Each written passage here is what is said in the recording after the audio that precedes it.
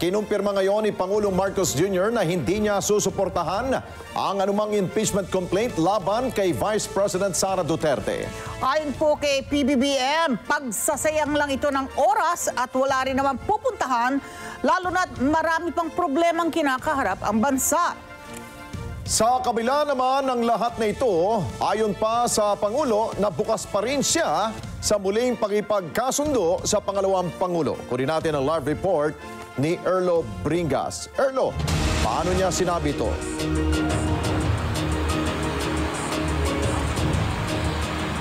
Alex, kahit kabi-kabila yung mga issue na kinaharap ng ating Pangulo at ng Vice Presidente, nagpatuloy kayong araw sa aktibidad itong si Pangulong Ferdinand Marcos Jr. Partikular nga sa kanyang pinuntahan yung ilang mga aktibidad niya sa mismo nga probinsya ng Quezon. At dito rin niya sinagot yung kung susuportahan ba niya ang impeachment laban kay Vice Presidente Sara Duterte. Pero sabi ng Pangulo ay hindi na niya raw ito susuportahan at aasikasuhin na lamang daw ang mga dapat na asikasuhin na problema ng bansa. Are at the forefront. Kahit pa may kasalukuyang issue sa pagitan nila ng Vice Presidente, nagpatuloy ang aktibidad ngayong araw ni Pangulong Ferdinand Marcos Jr. sa pamamagitan ng pagtungo nito sa probinsya ng Quezon ngayong araw. Ladies and gentlemen, the President of the Republic of the Philippines, His Excellency Ferdinand R. Marcos Jr.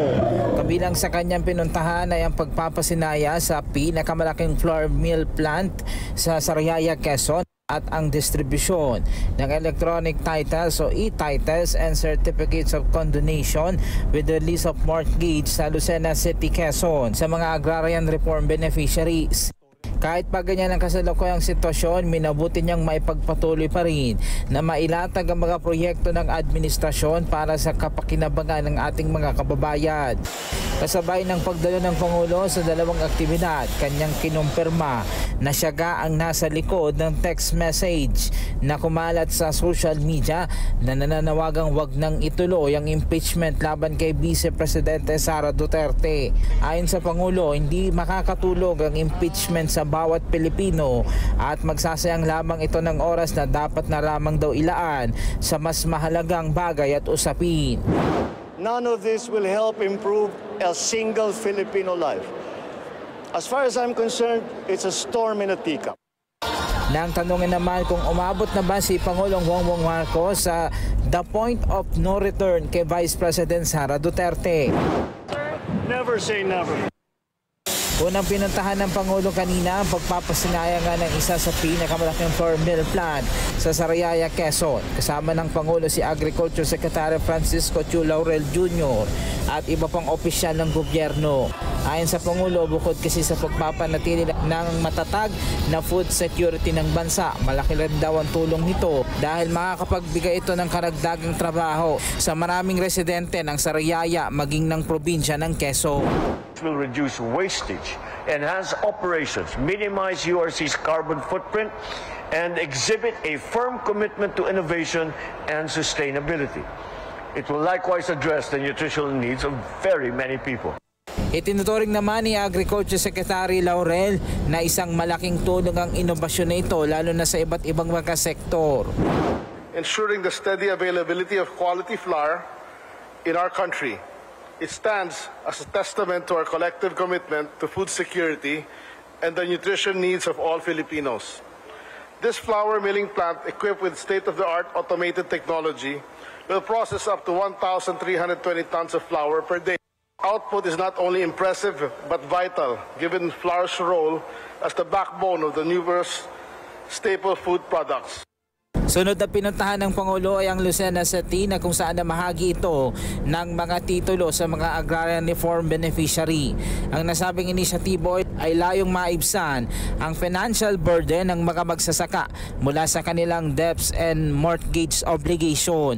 Nakasalig ang proyekto sa Republic Act No. 11953 o ang New Emancipation Act na layong makapagbigay ng substantial financial assistance sa mga magsasaka.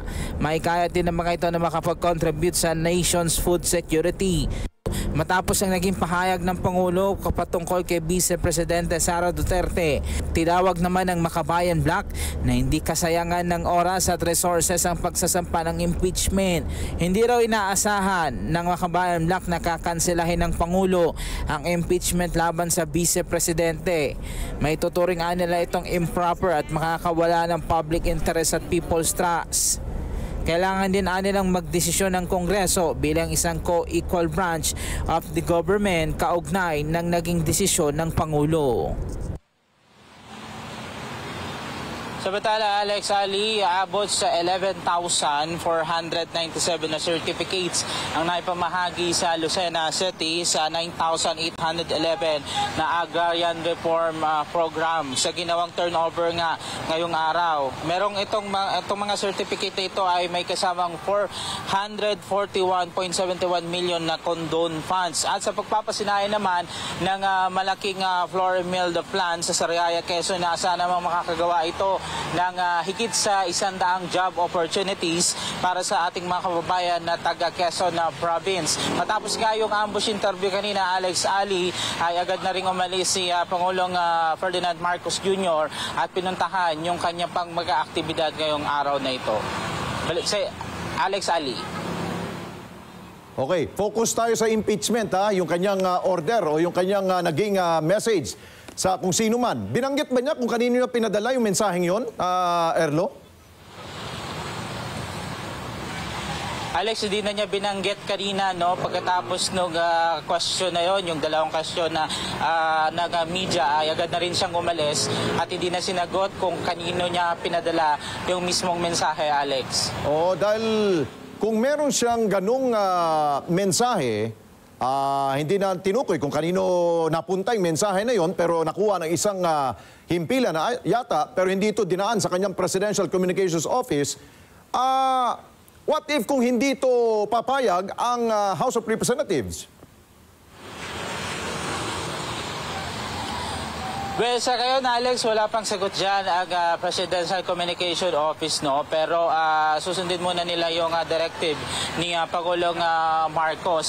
Pero ang isa kasi sa gusto ng House of Representatives bilang mga kongresista ay dapat doon sa desisyon ng Pangulo ay kabilang din sila. At dapat daw ay hindi lang mismo ang Pangulo ang magdesisyon para hindi nga ma-impeach itong si Vice President Sara Duterte. Kailangan din daw ay konsultahin ng Kongreso patungkol nga sa bagay na ito, Alex. O yung usapin sa gusto pa rin niyang magkaroon ng pag-aayos sa dalawang leader ng ating bansa, paano nga ba niya nasagot yun? Yung never say never. Bakit nga ba niya sinagot na ganon? Alex, ang pagkakahalugan ng iba, baka may pag-asa pa kung sakasakaling maayos nga itong gusot na ito. Ibig sabihin, willing itong si Pangulong Marcos na maisaayos yung relasyon nilang dalawa. Ito'y para na nga rin daw sa kapakinabangan din ng ating mga kababayan at ng buong bansa, Alex. Paano ba tinanong sa kanya ng ating mga kasamahan sa media kung bakit niya sinagot ng never say never? Alex, ang pagkakatanong kanina, no, kung may pag-asa pa bang magkaayos silang dalawa sa kabila ng mga issue. Yung mismo yung sinagot niya sa atin na never say never, Alex. Okay, maraming salamat sa iyo, Erlo Bringas. Maraming salamat sa inyo pong pagsubaybay sa Mata ng Agila Primetime. Para malaman ang matatag, matapang at matapat na mga balita, i-follow lamang at mag-subscribe sa AtNet25 TV.